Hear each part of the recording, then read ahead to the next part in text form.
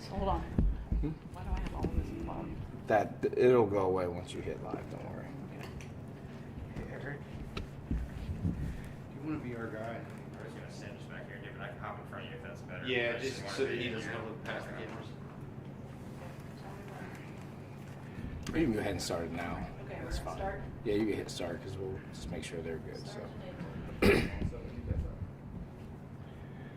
Good. All right. Well, thank you guys for joining me this afternoon. Before we even get into why I am here to discuss what happened at Easton last night at the AMC Theater, I just want to send out my condolences to the officer that was killed in the line of duty and the other officer in Chicago, Illinois, who was fighting for their life after last night's events where they were trying to conduct a traffic stop, and fortunately one officer succumbed to their injuries and the other one is fighting for their life. So this is just a constant reminder for us in this profession just how dangerous pardon me, this job is, and how thankful that I am that everyone in this division comes to work every single day and continues to take calls and do their job in spite of the fact that there's a possibility they could not come home. So I say all that to say there were a lot of misconceptions last night as to what actually occurred at Easton Town Center, specifically at the AMC Theater. I just want to get out right away that there were no shots fired. I want to make that very, very clear. There were no shots fired at the movie theater, but we did end up making an arrest. So I'm just going to walk you through the basic timeline of events that occurred.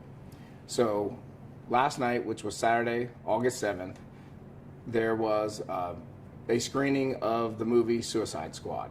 And during this movie, it was in theater number 14, where the movie was coming to its conclusion.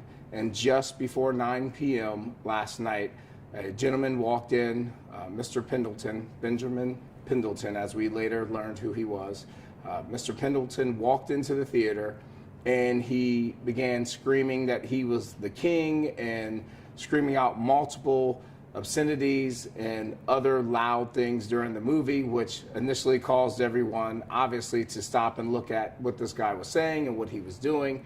So he continued, Mr. Pendleton, to scream out things, including many obscenities, and he ran to the top of the movie theater because this particular theater was very, very large due to the popularity of this movie. And it was almost concluded when Mr. Pendleton got to the top and he had a bag with him and he started to reach into this bag while he was still screaming these obscenities. So immediately he caused all types of panic for everyone in that theater. And there are multiple exits, so people were running through exits. People even jumped off the railing down from where they were sitting because they were anticipating that this guy, quite frankly, had some type of weapon, whether it was a gun or knife or whatever.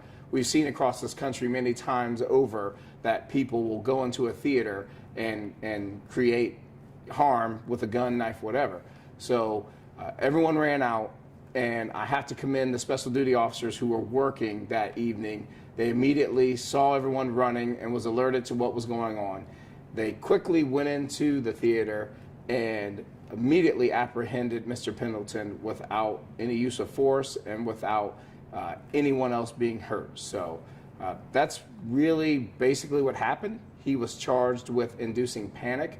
He was taken to the Franklin County Sheriff's Office where he was slated. There was some confusion as to why he was slated initially as a John Doe. He was extremely uncooperative and would not produce his name or any type of identification. So through our records, we were able to determine who he actually was. So that's where we stand with that. So if you have any questions, I'll take those. Do you know where the reports of shots fired first came from, and the challenges of a kind of confusing, fluid situation like that last night? Absolutely. So yes, it's absolutely going to be a confusing, fluid situation, but speaking directly with the officers that were involved, the initial confusion came because there were young people running out of the theater yelling and shouting that shots were fired. So because the young people who were inside were yelling this as they were coming out, word spread very, very quickly.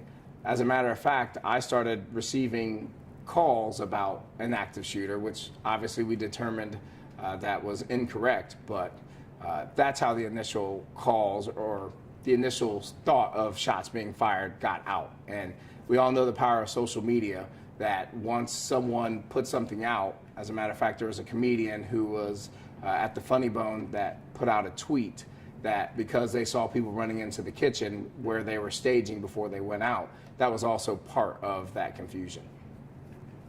Did they like find a gun in his bag or anything like that? So there was no gun, no weapons, no knives. So there was absolutely no weapons whatsoever. I understand why I'm asking this here. Why come out and have this presser? You got your bad guy. Nobody was hurt. Nobody was injured. Nobody killed. Why come out and talk to the community right now to clear this up, even though it's already been taken care of? That's a great point, Bill. The thing that is important for us to get out in front of things is it's well documented, unfortunately, here in the city, specifically at Polaris Mall, that we've had an actual incident where shots were fired. Matter of fact, twice over. So we don't want the citizens of the city to feel that it is unsafe to go to any shopping mall here.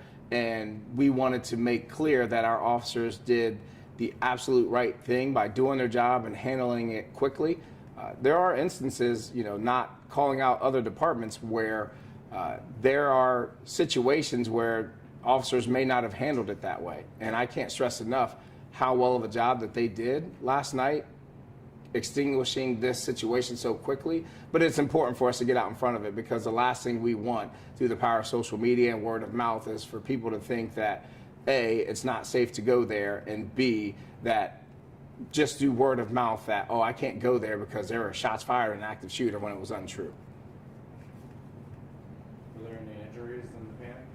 So, like I said, there were a few people who jumped from the railing that sustained minor injuries, but thankfully none of those were major, and no officers were hurt. The suspect themselves were not hurt, and no one else was. But we have to take into consideration the mental health of people in this. Yeah, thankfully that was not the case, but Mr. Pendleton still caused a huge panic amongst the moviegoers and the patrons outside of the movie theater. So think about a Saturday night at 9 o'clock, how many people went home mentally unsure of what happened. So even though no one was physically hurt, the mental health of people that were attending not only that movie but anywhere in the mall was bad. So that's another reason why we wanted to get out in front of this.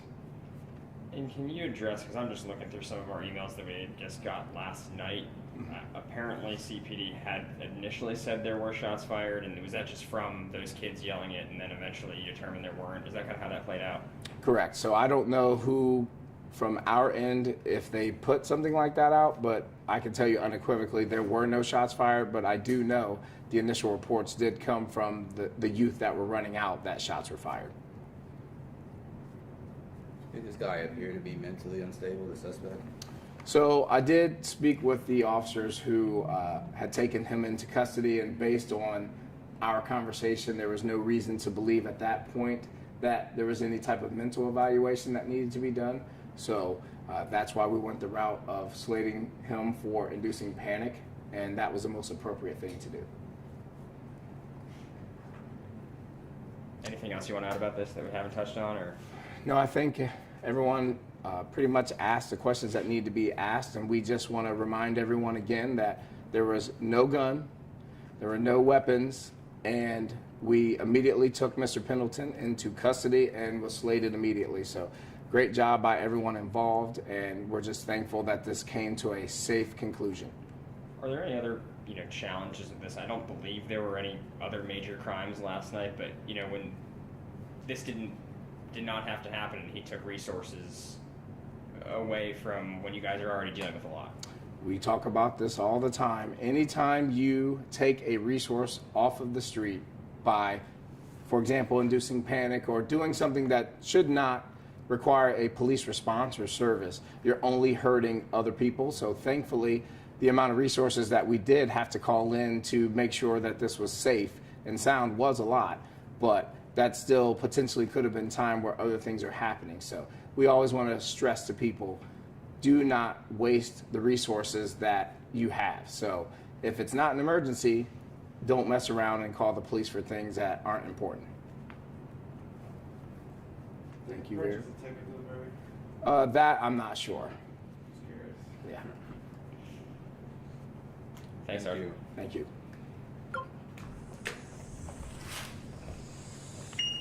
Appreciate it.